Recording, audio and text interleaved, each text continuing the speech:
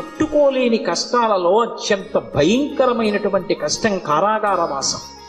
కారాగారవాసం అంతటి భయంకరమైన కష్టాన్ని ఎదుర్కోవలసి వచ్చినప్పుడు కూడా కాలభైరవ చరిత్ర చదివినా, కాలభైరవాష్టకం చదివినా, కాలభైరవోపాసనం చేసినా వాళ్ళు రక్షింపబడతారు అంటుంది శాస్త్రం.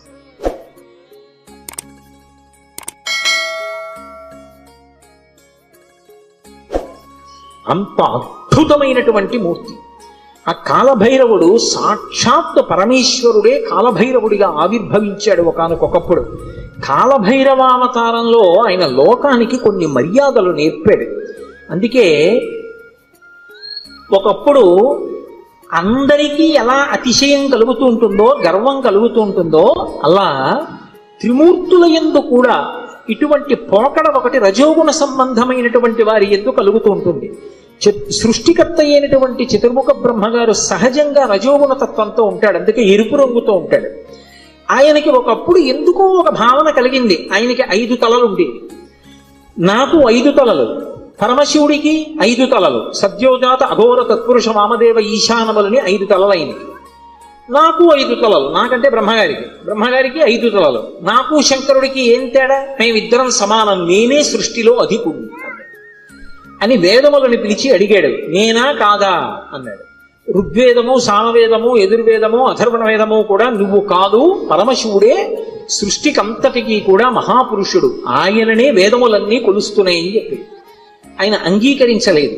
ఆయన అహంకారం తగ్గించడానికి శంకరుడు సభలోకి ప్రవేశించాడు.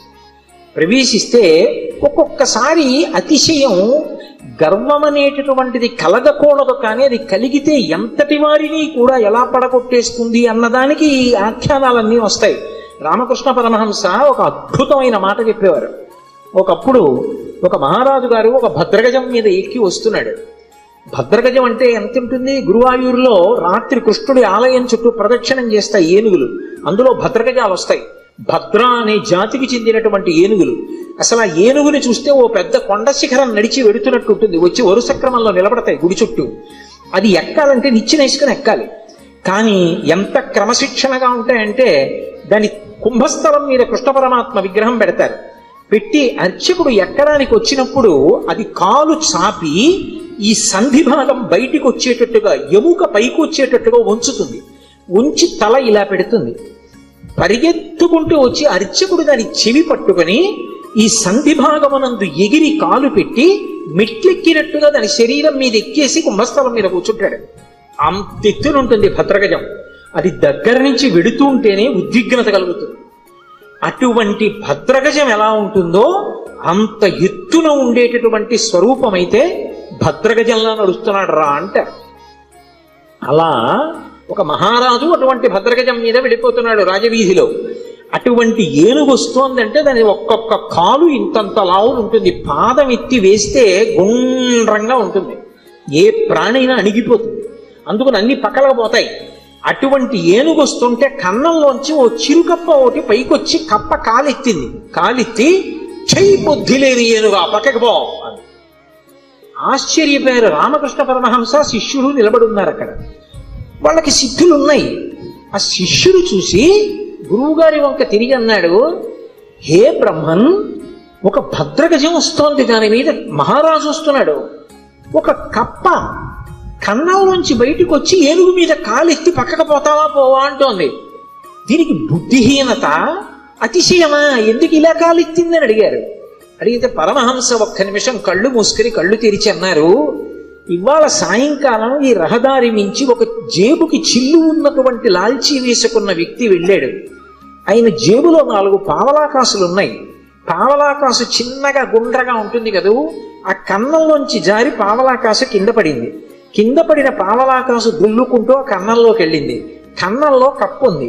కప్పకి పావలాకాసు దొరికింది. ఇప్పుడు కప్ప దగ్గర పావలా ఉంది కదూ, ఏనుగు మీద కాలెత్తింది. పావలా ఉన్న కప్ప ఏనుగు మీద కాలెత్తితే అన్నీ ఉన్నాయనుకున్న నాబోటిగాడు విర్రవీగితే అందులో అతిశయం ఎంత విచిత్రమైన లక్షణాన్ని కల్పిస్తుందో చూడండి. బ్రహ్మగారి అంతటి వాడికి ఒకప్పుడు ఈ ఆవేశం వచ్చింది. ఎందుకు అంటే తలల సంఖ్య లెక్క పెట్టాడు. నాకు 5, నీకు 5. ఇదే బ్రహ్మగారి కౌశికీ వృత్తాంతంలో పార్వతీదేవి దగ్గర అంత వినయంతో మాట్లాడాడు. ఒకనాడు నా నొసటి నుంచి పైకొచ్చావు, నాకు పుత్రసముడివి, నా కాళ్ళు పట్టుకు నమస్కరించు, ఆశీర్వదిస్తా అన్నాడు. శంకరుడు చూశాడు, ఓహో చాలా ఉద్ధతితో ఉన్నాడు, అహంకారంతో ఉన్నాడు. నాకు 5 తలలు, తనకు 5 తలలు అనుకుంటున్నాడు. కానీ నా 5 తలల వెనక ఒక తత్వం ఉంది. అది తూర్పుకి తిరిగి ఉన్నటువంటి తలని తత్పురుష ముఖం అంటారు, దక్షిణానికి ఉంటే అఘోర ముఖం అంటారు, పశ్చిమానికి ఉంటే సజ్జోజాతం అంటారు, ఉత్తరానికి ఉంటే వామదేవం అంటారు, పైకుంటే ఈశానం అంటారు. ఈ పంచభూతముల మీద మోక్షం మీద అధికారం కలిగి ఉంటాడు 5 ముఖాలతో. ఖట్మండులో ఉంటుంది 5 తలలతో ఆ శివలింగం. నాతో సమానుడు అనుకుంటున్నాడు ఈ బ్రహ్మగారు. ఆయన బ్రహ్మమస్తకావళి నిబద్ధతే నమ శివాయ అని పేరు. ఈ సృష్టి అంతా కూడా కల్పాంతం అయిపోయినప్పుడు బ్రహ్మగారు పడిపోతాడు. పడిపోతే చూస్తాట శంకరుడు, అయ్యో పాపం, మొట్టమొదట పుట్టాడు అందరికన్నా, వేదములు ఇచ్చి సృష్టి చెయ్యమన్నాను, ఈయన కూడా బొత్తిగా ఇలా శ్మశానంలో పడిపోతే ఏం బాగుంటుంది, ఈయనకు మంచి స్థానం ఇద్దామని చెప్పి ఆ పుర్రి తీసి ఓ తడపలో గుచ్చుకుని మెళ్ళో వేసుకుంటాడు. ఆయనకి చేతకాక కాదు, ఓ బంగారం గొలుసు చేయించి ఇచ్చేవాళ్ళు లేక కాదు, బ్రహ్మగారిని గౌరవించడానికి ఓ పుర్రేసుకున్నాడు.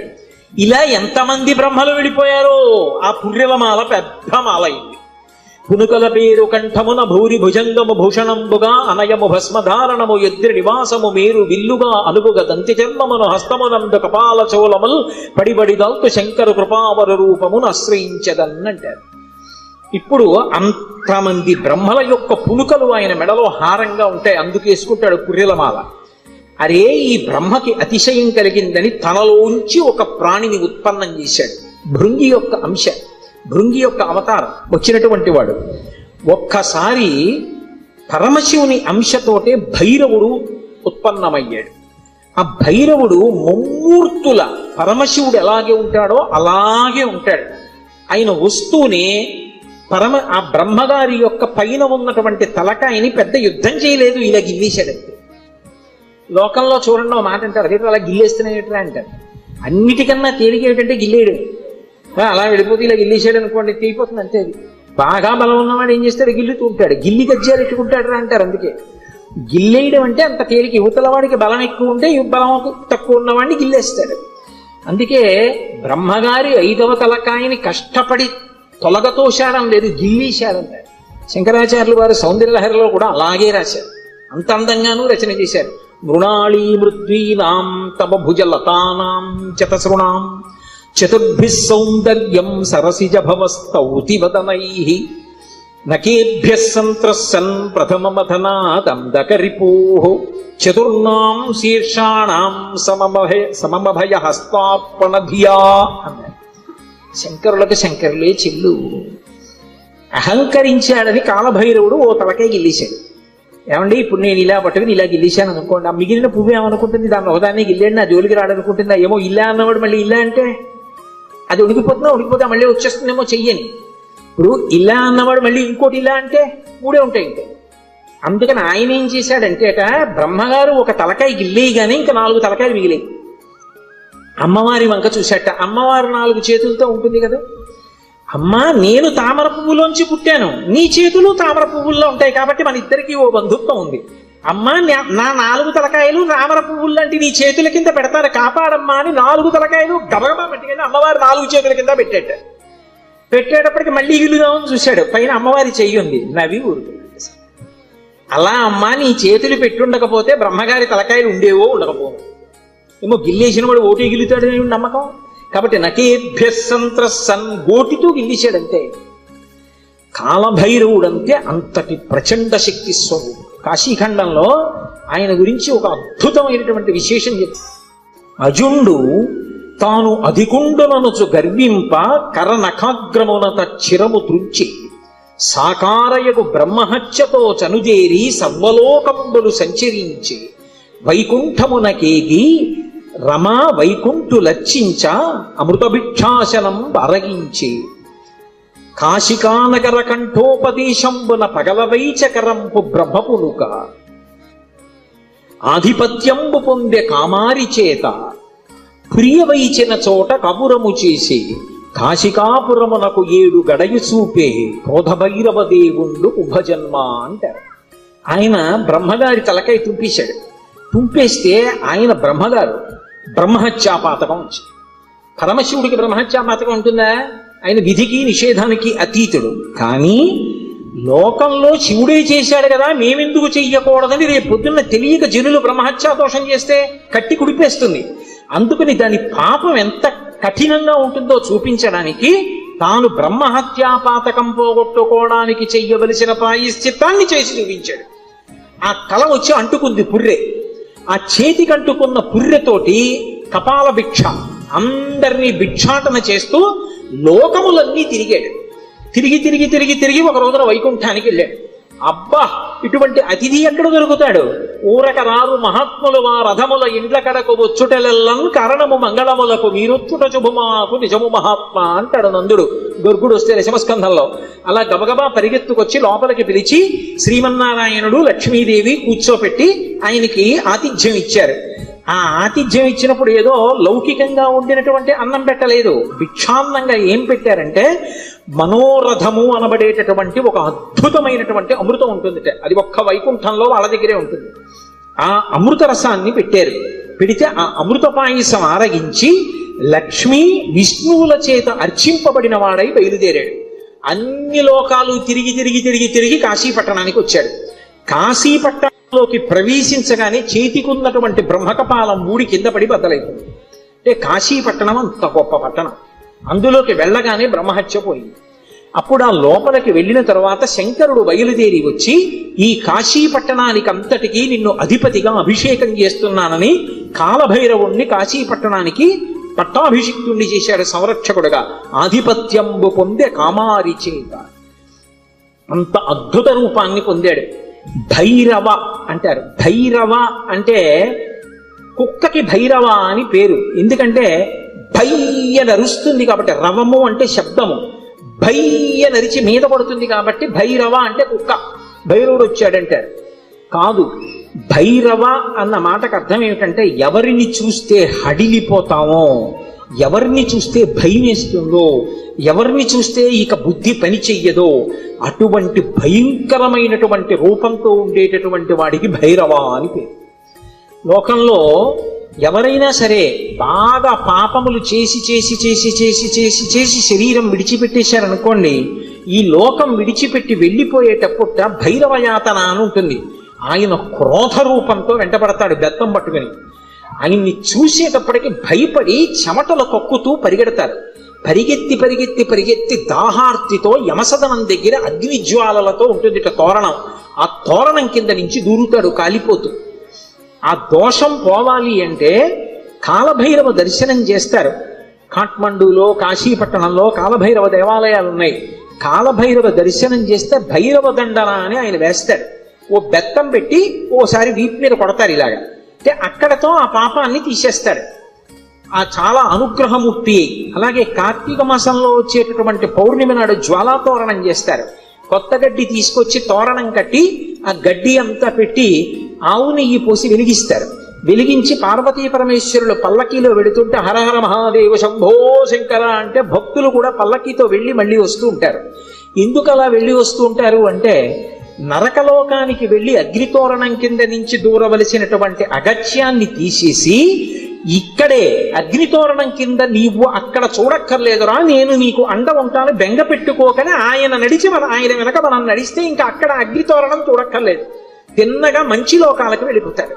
దానికోసం ఇక్కడ ఆయన అద్భుతమైనటువంటి జ్వాలాతోరణం చేస్తాడు. మనం చేస్తే అనుగ్రహాన్ని శంకరుడి ద్వారా పొందుతామని. అందుకని భైరవ అంటారు. శంకర భగవత్పాదులు కాలభైరవుని యొక్క వైభవం మీద ఒక అష్టకం చేశారు. దేవరాజ సేవ్యమాన భావనాంగ్రి పంకజం వ్యాళ యజ్ఞ సూత్రం ఇందుశేఖరం కృపాకరం నారదాది యోగి బృంద వందితం దిగంబరం కాశికాపురాదినాథ కాల భైరవం భజే. నారదాది యోగి బృంద వందితం దిగంబరం అంటారు. ఆయన నారదుడు వంటి యోగి బృందముల చేత వితింపబడుతూ ఉంటాడు. దేవరాజ సేవ్యమాన భావనాంగ్రి పంకజం, భావనాంగ్రి పంకజం. దేవరాజు అంటే ఇంద్రుడు. ఇంద్రాదుల చేత పూజింపబడేటటువంటి పాదపద్మములు కలిగినటువంటి వాడు. వ్యాళయజ్ఞ సూత్రం ఇందుశేఖరం కృపాకరం. ఆ చంద్రబింబాన్ని శుక్లపక్షంలో ఉండేటటువంటి తదియనాటి చంద్రరేఖని కొప్పులో ధరించి ఉంటాడు. ఆయన యాళ యజ్ఞ సూత్రమిందు శేఖరం కృపాకరం నారదాది యోగి బృందబంధితం దిగంబరం. ఆయన దిక్కులన్నీ ఆయనకి అంబరములై ఉంటాయి. ఆ దిక్కులు అంబరములై ఉన్న మీదట కొత్తగా ఇక వస్త్రాన్ని కట్టుకోడు, దిశములతో ఉంటాడు. అది ఒకటి. అసలు తెలుసుకోవలసిన రహస్యం వేరే ఉంటుంది. ఎప్పుడైనా మీరు శివాలయంలోకి వెళ్ళినప్పుడు కాలభైరవ దేవాలయానికి వెడితే బట్ట ఉండదు, ఆయన దిగంబరంగా నిలబడి ఉంటాడు. ఎందుకు అలా ఉంటాడు అంటే దానికి ఒక కారణం ఉంది. అంబరము దేనికి కట్టుకుంటారు అంటే, వస్త్రము కట్టుకున్నాడు అన్న మాటకి తాత్వికమైనటువంటి అర్థం ఏమిటి అంటే, లజ్జ పొంది ఉన్నారు, ఎవరు తనని చూసి సంతోషించాలో వాళ్ళు మాత్రమే సంతోషించాలి తప్ప అన్యులు తనని ఇంకొకలా చూడకుండా ఉండడానికి వస్త్రం కట్టుకుంటారు. సభాముఖంగా అంతకన్నా మాట్లాడకూడదు. బట్ట దేనికి కట్టుకుంటారు అంటే, ఏ పురుషుడు తనని ఎలా చూడాలో అలాగే చూడాలి. భర్త అయితే దాని అవసరం లేదు, భర్త కానివాడు ఇంకొకలా చూడ్డానికి వీల్లేదు. అంబరము ధరించి ఉంటారు. అంబరము భక్తికి సంకేతం. భక్తి అంబరమును కట్టుకుంటారు. భక్తి అంబరం కట్టుకుంటే పురుషుడి చేత ఆకర్షింపబడతాడు. ఎవరా పురుషుడు? ఒక్కడే పురుషుడు. పతిం విశ్వస్యాత్మేశ్వరగం శాశ్వతగం శివమచ్యుతం. ఆ భగవంతుడు ఒక్కడే పురుషుడు. ఆధ్యాత్మిక సంప్రదాయంలో అందరం స్త్రీలమే. మనందరికీ పతి ఆయన. ఆయన కొరకు భక్తి అన్న బట్ట కట్టుకుంటాం. అసలు పరమేశ్వరుడు ఎవరి కోసం కట్టుకోవాలి? ఎవరి పట్ల భక్తితో ఉండాలి ఆయన? ఆయన ఎవరిని పొందాలైన? ఆయన పొందడానికి ఇంకెవరు లేరు, అందరూ ఆయన్ని పొందుతారు. అందుకే ఆయన బట్ట కట్టుకోడంటే భక్తి అన్న నంబరం ఆయన కట్టుకోక్కర్లేదు. అందుకు దిగంబరుడు. ఆ దిగంబర అన్న మాటను అలా అర్థం చేసుకోవాలి. అందుకే యోగి సంప్రదాయంలో ఈ దిగంబర అన్న మాట మీకు కనపడుతూ ఉంటుంది. కాబట్టి నారదాది యోగి బృంద వందితం దిగంబరం కాశికాపురాధినాథ కాలభైరవం భజే. అటువంటి కాలభైరవుణ్ణి నేను భజిస్తున్నాను. భానుకోటి భాస్వరం భవాబ్దితారకం ప్రభుం నీలకంఠమీప్సితార్థదాయకం త్రిలోచనం కాలకాలమంబుజక్షమక్షశూలమక్షరం కాశికాపురాధినాథ కాలభైరవం భజే. ఇప్పుడు నేను అష్టకం అంతా ఎక్కడ చెప్పాను? భానుకోటి భాస్వరం, కోటి మంది సూర్యులు ఉదయిస్తే ఎలా ఉంటుందో ఆయన కాంతి అలా ఉంటుంది. భవాబ్ధితారకం ప్రభుం, సంసారం అనే సముద్రాన్ని దాటించేస్తాడు ఆయన పాదాలు పట్టుకుంటే. నీలకంఠమీప్సితార్థదాయకం త్రిలోచనం, నీలకంఠుడై హలాహల భక్షణం చేసినటువంటి శంకరుడై లోకములను అనుగ్రహించగలిగిన వాడై భక్తజనుల యొక్క ఈప్సితములను తీర్చగలిగిన వాడై ఉంటాడు. నీలకంఠమీప్సితార్థదాయకం త్రిలోచనం కాలకాలమంబుజక్షమక్షశూలమక్షరం, చేతిలో అక్షమాల పట్టుకుని జ్ఞానాన్ని ఇవ్వగలిగిన వాడై ఉంటాడు. అందుకే అక్షమాల అంటే ధ్యాన స్థితిని కటాక్షిస్తాడు. పుస్తకాలు చదవడం గొప్ప కాదు, ధ్యానం చేయగలిగి ఉండాలి. ఆ మనస్సు చెప్పినప్పుడు మాట వినాలి. పిలవగానే మనసు వెనక్కొచ్చి ఎవరిని చూడమంటున్నానో వాళ్ళని చూడాలి. రా చూడు పార్వతీ పరమేశ్వరుల పాదద్వంద్వాన్ని అనేటప్పటికీ అది గబగబా వచ్చి కూర్చుని చూడడం అలవాటు అవ్వాలి. మనసు ఎలా వినాలి అంటే, కుక్క మాట విన్నట్టుగా వినడం, ఎద్దు మాట విన్నట్టుగా వినడం మనసుకి రావాలి. కుక్క చూడండి అన్నాను అనుకోండి పరిగెత్తుకొస్తుంది, కుక్క పిలిస్తే వచ్చినట్టు. ఎద్దు చూడండి కొత్తగా గిత్తని బండి కట్టారనుకోండి, బండి ఎత్తి పట్టి రైతు దా దా అంటే అది రాదు. బలవంతంగా తీసుకొచ్చి కాడి మెడ మీద పెట్టారనుకోండి తోసేస్తుంది, అటుపోతుంది ఇటుపోతుంది. 4 మాటలు అలవాటు చేసి కొట్టి దుక్కి దున్నించి చేశాడనుకోండి, ఆ తర్వాత రైతు ఇక ఎద్దు దగ్గరికి వెళ్ళడు. వచ్చి ఆ బండి కాడి పట్టుకుని ఇలా పైకి ఎత్తి పట్టుకుంటాడు. ఇలా ఎత్తి పట్టుకుని ఆ 2 కాడిలా సమానంగా వస్తుంది అంటాడు. 2 ఎద్దులు నిద్రపోతున్నవి లేచి ఒళ్ళు విరుచుకొచ్చి మెడ పెట్టేస్తాయి. పిలవలేదు ఆయన, ఏమి దా అని కూడా అనలేదు, అంటే చాలు 2 ఎద్దులు వచ్చాయి. అలా అన్నంత మాత్రం చేతనే ఎద్దులు వచ్చేస్తుంటే సాధన చేత మనసు వెనక్కి రావడం రావద్దు, రావాలి. అలా వచ్చేటట్టు చెయ్యగలిగిన వాడు, సాధనా బలాన్ని అనుగ్రహించగలిగిన వాడు కాలభైరవుడు. కాలస్వరూపంతో ఉంటాడు. అందుకే కాలకాలమంబుజక్షమక్షశూలమక్షరం కాశికాపురాధినాథ కాలభైరవం భజేత్. అందుకే కాలభైరవష్టానికి ఫలశ్రుతి చెప్తూ కాలభైరవాష్టకం పఠంతి ఏ మనోహరం జ్ఞానముక్తి సాధనం విచిత్ర పుణ్యవర్ధనం శోకమోహ దైన్య లోభ కోపతాపనాశనం తే ప్రయాంతి కాలభైరవంగ్రి సన్నిధిం ధ్రువం అంటారు. ఎవరు కాలభైరవాష్టకాన్ని చదువుకుని ప్రతిరోజు కాలభైరవుడికి నమస్కరిస్తాడో వాడికి భక్తి, చిత్తశుద్ధి, వైరాగ్యము, జ్ఞానము, చిట్ట చివర మోక్షము ఆయన అనుగ్రహిస్తారు. శరీరం విడిచిపెట్టిన తరువాత భైరవయాతన పొందకుండా మోక్షమును అనుగ్రహించగలడు అంటే ఆయన ఎంతటి శక్తివంతుడో మీరు ఆలోచించవచ్చు. కాశికా పట్టణానికి అంతటికీ కూడా అధిపతి అయి ఉంటాడు. అటువంటి మహానుభావుడైనటువంటి కాలభైరవుని యొక్క స్మరణము చాలు, సమస్త పాపములు నశించిపోతాయి. అంత గొప్ప కాలభైరవుడు శివాలయంలో ఈశాన్య దిక్కున నటరాజస్వామి వారి పక్కన విరాజమానుడై ఉంటాడు. అలాగే శంకరుడి పరివారంలో ఎప్పుడూ విడిచిపెట్టనటువంటి వారు సర్పములు ఆయన్ని ఎప్పుడు విడిచిపెట్టవు. ఏదో అలా అనడమే కానండి, నిజంగా ఆయన పరివారం అద్భుతమైన పరివారం. సాయంకాలం అయ్యేటప్పటికి కవచం పెట్టేస్తారు. కవచం పెట్టారు అంటే ఇలా పాము పట్టి ఉంటుంది. మీరు చూసి ఉంటారు, కొన్ని చోట్ల శివాలయాల్లో శివలింగం మీద పడగ పట్టి ఉంటుంది. ఆ నైమిషారణ్యంలో అయితే ఒక అద్భుతమైనటువంటి శివాలయం ఉంది. ఆ శివాలయం యొక్క పానవట్టం మీద ఒక పాము పడుకుని ఉంటుంది. అది పడుకుని ఉన్నట్టుగా చిత్రీకరింపబడి ఉంటుంది.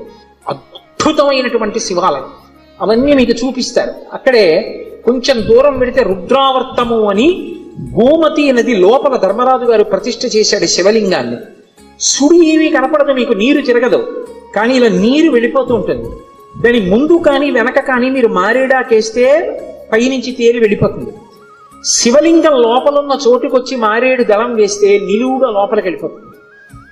మీరు 100 జామ పళ్ళు తీసుకెళ్లి అందులో వేయండి, మీరు ఏమీ అడగకపోతే ఒక్క కాయ పైకి రాదు, నిలువుగా వరుస క్రమంలో లోపలికి వెళ్ళిపోతాయి. స్వామి ప్రసాదం ఇవ్వండి అని పైకి అడిగారు అనుకోండి, అన్ని పళ్ళు లోపలికి వెళ్ళిపోయి ఒక్క పండు పైకి వస్తుంది. భగవంతుని యొక్క అనుగ్రహము తిరుగులేనిది, ఈశ్వరుడు ఉన్నాడు అనడానికి ప్రబలమైనటువంటి సాక్ష్యాలు అవన్నీ. కాబట్టి ఆ పావు అనేటటువంటిది శివలింగం మీద పడగ పట్టి ఉంటుంది, అమ్మవారి యొక్క స్వరూపం. ఆ నాగులు ఎప్పుడూ శంకరుడితో అనుబంధంతో ఉంటాయి. అసలు ఆ పాము దేనికి గుర్తు అంటే కుండలిని శక్తికి ప్రతీక, అమ్మవారికి ప్రతీక. దేవరాజ సేవ్యమాన భావనంగ్రి పంకజం వ్యాళ యజ్ఞ సూత్రం ఇందు శేఖరం కృపాకరం నారదాది యోగి బృంద వందితం దిగంబరం కాశికాపురాధినాథ కాల భైరవం భజే. నారదాది యోగి బృంద వందితం దిగంబరం అంటారు. ఆయన నారదుడు వంటి యోగి బృందముల చేత నుతింపబడుతూ ఉంటాడు. దేవరాజ సేవ్యమాన భావనాంగ్రి పంకజం, పావనాంగ్రి పంకజం. దేవరాజు అంటే ఇంద్రుడు, ఇంద్రాదుల చేత పూజింపబడేటటువంటి పాదపద్మములు కలిగినటువంటి వాడు. వ్యాళయజ్ఞ సూత్రం ఇందు శేఖరం కృపాకరం. ఆ చంద్రబింబాన్ని శుక్లపక్షంలో ఉండేటటువంటి తదియనాటి చంద్రరేఖని కొప్పులో ధరించి ఉంటాడు ఆయన. వ్యాళయజ్ఞ సూత్రం ఇందు శేఖరం కృపాకరం నారదాది యోగి బృంద వందితం దిగంబరం. ఆయన దిక్కులన్నీ ఆయనకి అంబరములై ఉంటాయి. ఆ దిక్కులు అంబరములై ఉన్న మీదట కొత్తగా ఇక వస్త్రాన్ని కట్టుకోడు, దిశములతో ఉంటాడు. అది ఒకటి. అసలు తెలుసుకోవలసిన రహస్యం వేరే ఉంటుంది. ఎప్పుడైనా మీరు శివాలయంలోకి వెళ్ళినప్పుడు కాలభైరవ దేవాలయానికి వెడితే బట్ట ఉండదు, ఆయన దిగంబరంగా నిలబడి ఉంటాడు. ఎందుకు అలా ఉంటాడు అంటే దానికి ఒక కారణం ఉంది. అంబరము దేనికి కట్టుకుంటారు అంటే వస్త్రము కట్టుకున్నాడు అన్న మాటకి తాత్వికమైనటువంటి అర్థం ఏమిటి అంటే లజ్జ పొంది ఉన్నారు, ఎవరు తనని చూసి సంతోషించాలో వాళ్ళు మాత్రమే సంతోషించాలి తప్ప అన్యులు తనని ఇంకొకలా చూడకుండా ఉండడానికి వస్త్రం కట్టుకుంటారు. సభాముఖంగా అంతకన్నా మాట్లాడకూడదు. మీకు ఇంకా బాగా అర్థం అవడాలంటే నేను ఒక్కటే మాట చెప్పగలను. 1 కోటి రూపాయలు పెట్టి రకరకాల నగలు చేయించుకుని ఒంటి నిండా పెట్టుకుని ఒక స్త్రీ బట్ట కట్టుకోలేదనుకోండి, ఏమంటారు? లజ్జావిహీన అంటారు. సముద్రపు తొట్టున దొరికేటటువంటి నత్తగొల్లలతో హారం వేసుకుని 30 రూపాయల చీర కట్టుకుందనుకోండి, ఏమంటారు? మానవతి అంటారు. బట్ట దేనికి కట్టుకుంటారు అంటే ఏ పురుషుడు తనని ఎలా చూడాలో అలాగే చూడాలి. భర్త అయితే దాని అవసరం లేదు, భర్త కానివాడు ఇంకొకలా చూడ్డానికి వీల్లేదు. అంబరము ధరించి ఉంటారు. అంబరము భక్తికి సంకేతం. భక్తి అంబరమును కట్టుకుంటారు. భక్తి అంబరం కట్టుకుంటే పురుషుడి చేత ఆకర్షింపబడతాడు. ఎవరా పురుషుడు? ఒక్కడే పురుషుడు. పతిం విశ్వస్యాత్మేశ్వరగం శాశ్వతగం శివమచ్యుతం. ఆ భగవంతుడు ఒక్కడే పురుషుడు. ఆధ్యాత్మిక సంప్రదాయంలో అందరం స్త్రీలమే, మనందరికీ పతి ఆయన, ఆయన కొరకు భక్తి అన్న బట్ట కట్టుకుంటాం. అసలు పరమేశ్వరుడు ఎవరి కోసం కట్టుకోవాలి? ఎవరి పట్ల భక్తితో ఉండాలి ఆయన? ఆయన ఎవరిని పొందాలి? ఆయన పొందడానికి ఇంకెవరు లేరు, అందరూ ఆయన్ని పొందుతారు. అందుకే ఆయన బట్ట కట్టుకోడంటే భక్తి అన్న నంబరం ఆయన కట్టుకోక్కర్లేదు, అందుకు దిగంబరుడు. ఆ దిగంబర అన్న మాటను అలా అర్థం చేసుకోవాలి. అందుకే యోగి సంప్రదాయంలో ఈ దిగంబర అన్న మాట మీకు కనపడుతూ ఉంటుంది. కాబట్టి నారదాది యోగి బృంద వందితం దిగంబరం కాశికాపురాధినాథ కాలభైరవం భజే. అటువంటి కాలభైరవుణ్ణి నేను భజిస్తున్నాను. భానుకోటి భాస్వరం భవాబ్దితారకం ప్రభుం నీలకంఠమీప్సితార్థదాయకం త్రిలోచనం కాలకాలమంబుజక్షమక్షశూలమక్షరం కాశికాపురాధినాథ కాలభైరవం భజే. ఇప్పుడు నేను అష్టకం అంతా ఎక్కడ చెప్పాను? భానుకోటి భాస్వరం, కోటి మంది సూర్యులు ఉదయిస్తే ఎలా ఉంటుందో ఆయన కాంతి అలా ఉంటుంది. భవాబ్ధితారకం ప్రభుం, సంసారం అనే సముద్రాన్ని దాటించేస్తాడు ఆయన పాదాలు పట్టుకుంటే. నీలకంఠమీప్సితార్థదాయకం త్రిలోచనం, నీలకంఠుడై హలాహల భక్షణం చేసినటువంటి శంకరుడై లోకములను అనుగ్రహించగలిగిన వాడై భక్తజనుల యొక్క ఈప్సితములను తీర్చగలిగిన వాడై ఉంటాడు. నీలకంఠమీప్సితార్థదాయకం త్రిలోచనం కాలకాలమంబుజక్షమక్షశూలమక్షరం, చేతిలో అక్షమాల పట్టుకుని జ్ఞానాన్ని ఇవ్వగలిగిన వాడై ఉంటాడు. అందుకే అక్షమాల అంటే ధ్యాన స్థితిని కటాక్షిస్తాడు. పుస్తకాలు చదవడం గొప్ప కాదు, ధ్యానం చేయగలిగి ఉండాలి.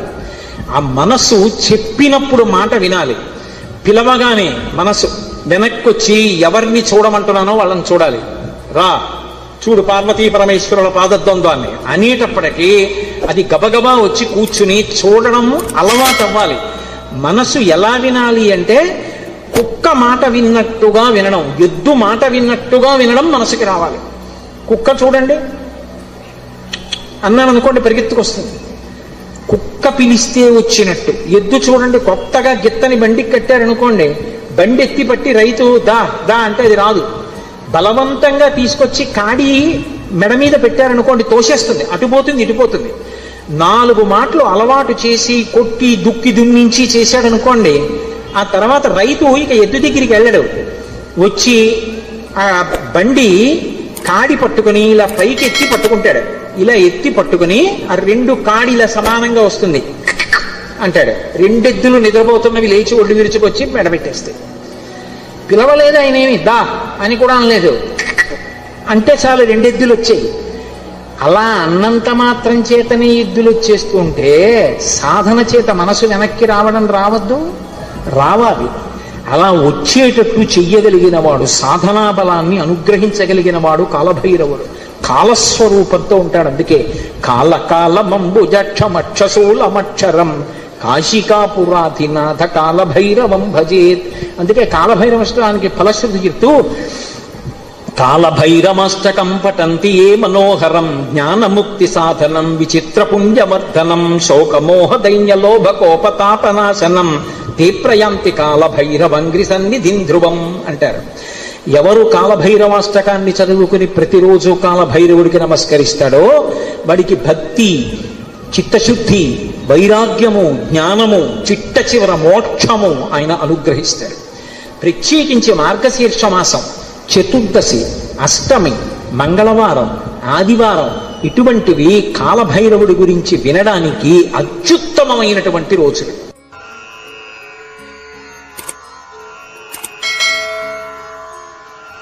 కాలభైరవష్టానికి ఫలశ్రుతి చెప్తూ కాలభైరమష్టకం పఠంతి ఏ మనోహరం జ్ఞానముక్తి సాధనం విచిత్రపుణ్యవర్ధనం శోకమోహ దైన్యలోభకోపతాపనాశనం తే ప్రయాంతి కాలభైరవంగ్రి సన్నిధిం ధ్రువం అంటారు. ఎవరు కాలభైరవాష్టకాన్ని చదువుకుని ప్రతిరోజు కాలభైరవుడికి నమస్కరిస్తాడో వాడికి భక్తి, చిత్తశుద్ధి, వైరాగ్యము, జ్ఞానము, చిట్ట చివర మోక్షము ఆయన అనుగ్రహిస్తాడు. ప్రత్యేకించి మార్గశీర్ష మాసం, చతుర్దశి, అష్టమి, మంగళవారం, ఆదివారం ఇటువంటివి కాలభైరవుడి గురించి వినడానికి అత్యుత్తమమైనటువంటి రోజులు. కారాగారవాసం లాంటి ఆపదని కూడా తప్పిస్తాడు.